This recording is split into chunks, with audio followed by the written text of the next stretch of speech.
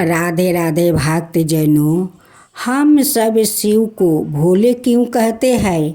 क्योंकि भोले तो भोले है, क्योंकि अपना भक्तों को प्रेम में वो जल्दी लोभा जाते हैं।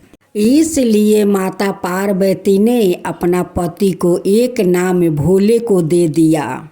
कहीं भी भोलेनाथ जाते हैं तो माता पार्वती कहती है कि अरे मेरे भोले, कहाँ जा रहे हो?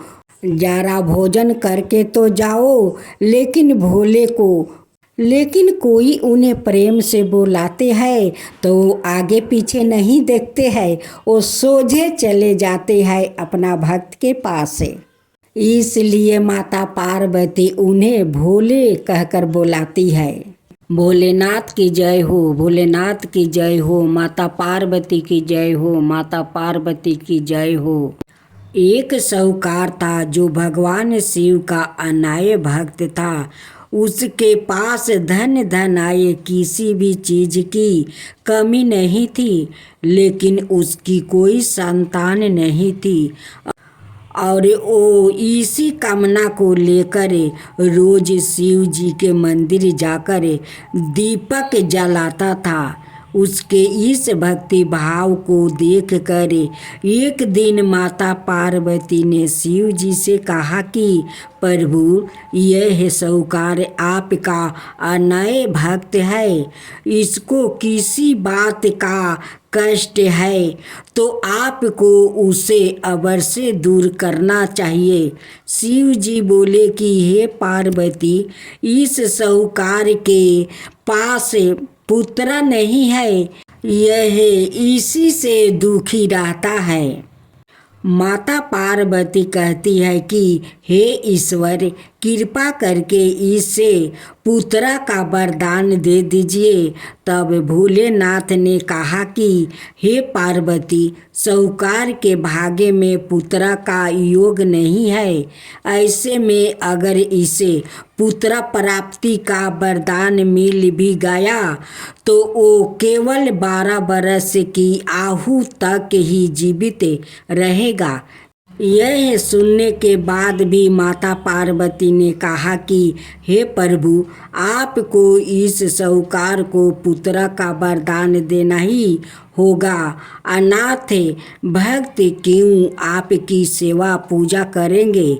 माता के बार बार कहने से भोलेनाथ ने साहूकार को पुत्र का वरदान दे दिया, लेकिन यह भी कहा कि वो केवल 12 बरस तक ही जीवित रहेगा। साहूकार यह सारी बातें सुन रहा था, इसलिए उसे ना तो खुशी हुई और ना ही दुख। वो पहले की तरह भोलेनाथ की पूजा अर्चना करता रहा। उधर सेठानी गर्भवती हुई और 9 महीने के बाद एक सुंदर सा बालक की प्राप्ति हुई। परिवार में खूब उत्साह मनाया गया, लेकिन साहूकार पहले ही की तरह रहा और उसने लड़का की 12 बरस की आयु का जिक्र किसी से भी नहीं किया।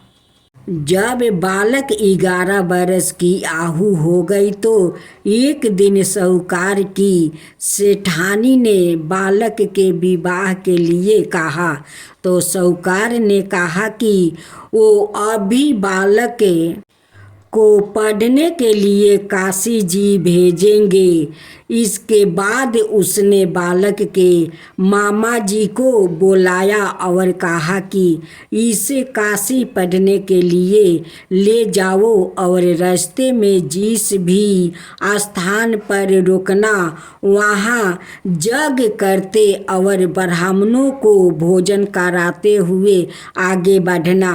उन्होंने भी इसी तरह करते हुए जा रहे थे कि रास्ते में एक राजकुमारी का विवाह था। जिससे उसका विवाह होने वाला था वो एक आँख से काना था। तो उसके पिता ने जब अति सुंदर साहूकार के बेटे को देखा तो उनके मन में आया कि क्यों ना इसे ही घोड़ी पर बैठाकर शादी के सारे कार्य संपन्न करवा लिया जाए। तो उन्होंने मामा से बात की और कहा कि इसके बदले में वो अथाह धन देंगे। तो वो भी राजी हो गया। इसके बाद साहूकार का बेटा विवाह की वेदी पर बैठा और जब विवाह कार्य संपन्न हो गया तो जाने से पहले उसने राजकुमारी की चदरी के पल्लू पर लिखा कि तेरा विवाह तो मेरे साथ हुआ, लेकिन जिस राजकुमार के साथ भेजेंगे वो तो एक आँख का काना है। इसके बाद वो अपने मामा के साथ काशी के लिए चल गया। उधर जब राजकुमारी ने अपनी चुनरी पर यह लिखा हुआ पाया तो उसने राजकुमार के साथ जाने से मना कर दिया।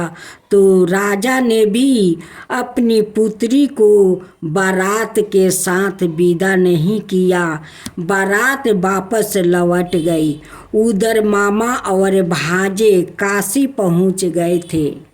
एक दिन जब मामा ने जग रचा रखा था और भांजा बहुत देर तक बाहर नहीं आए तो मामा ने अंदर जाकर देखा तो भांजे का प्राण निकल चुके थे। वो बहुत परेशान हुए, लेकिन सोचा कि अभी रोना पीटना मचाया तो ब्राह्मण चल जाएंगे और जग का कार्य अधूरा रह जाएगा। जब जग संपन्न हुआ तो मामा ने रोना पीटना शुरू किया। उसी समय शिव पार्वती उधर से जा रहे थे तो माता पार्वती ने शिव जी से पूछा, हे प्रभु, ये कौन रो रहा है? तभी उन्हें पता चलता है कि यह तो भोलेनाथ के आशीर्वाद से जन्म हुआ साहूकार का पुत्र है। तब माता पार्वती कहती है कि हे स्वामी, इसे जीवित कर दीजिए। अनाथ रोते रोते इसके माता पिता के प्राण निकल जाएंगे। तब भोलेनाथ ने कहा कि हे पार्वती, इसकी आहु इतनी ही थी सो वो भोग चुका है। लेकिन माँ के बार बार आग्रह करने पर भोलेनाथ ने जीवित कर दिया। लड़का ओम नमः शिवाय करते हुए उठा और मामा भांजे दोनों के ईश्वर को धन्यवाद दिया और अपनी नगरी की ओर लौटा। रास्ते में वही नगर पारा और राजकुमारी ने उन्हें पहचान लिया। तब राजा ने राजकुमारी को साहूकार के बेटे के साथ बहुत सारे धन धनाये के साथ विदा किया। उधर साहूकार और उसकी पत्नी छत पर बैठे थे। उन्होंने यह प्राण कर रखा था कि यदि उनका पुत्र सकुशल ना लौटा तो वो छत से कूद कर अपना प्राण त्याग देंगे। तभी लड़के के मामा ने आकर साहूकार के बेटे और बहू के आने का समाचार सुनाया, लेकिन वो नहीं माने तो मामा ने शपथ पूर्वक कहा। तब तो दोनों को विश्वास हो गया और दोनों ने अपने बेटे बहू का स्वागत किया। उसी रात साहूकार को सपने में शिव जी ने दर्शन दिया और कहा कि तुम्हारे पूजन से मैं प्रसन्न हुआ। इसी प्रकार जो भी व्याकृत इस कथा को पढ़ेगा या सुनेगा उसके समस्त दुखों दूर हो जाएगा और मन बचित सभी कामनाओं की पूर्ति होगी। जय शिव ओमकार। प्रभु हरे शिवा ओमकारा, ब्रह्मा विष्णु सदा शिव अर्धंगिनी धारा। ओम जय शिवा ओमकारा, एकानन चतुरानन पंचानन राजे, शिव पंचानन राजे। हंसासन गरुड़ासन विषवाहन साजे।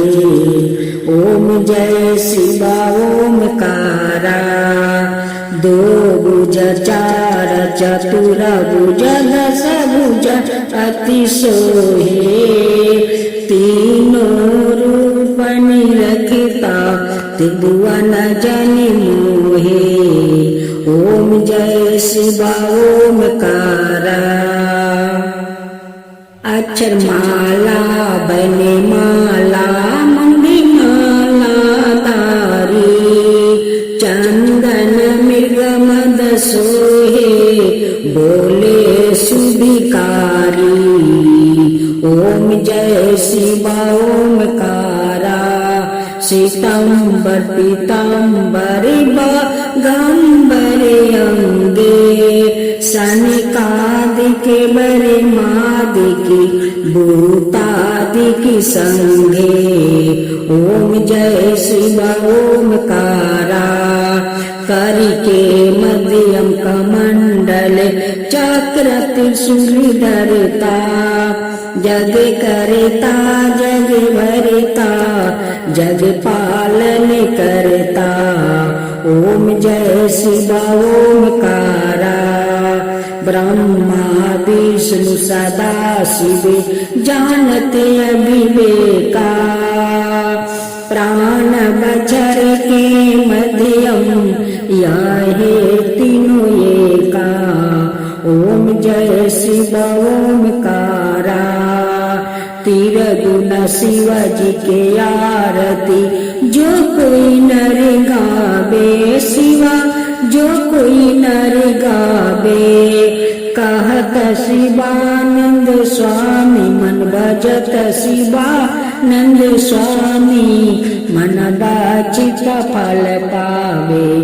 ओम जय शिवा ओमकारा, जय शिवा ओमकारा।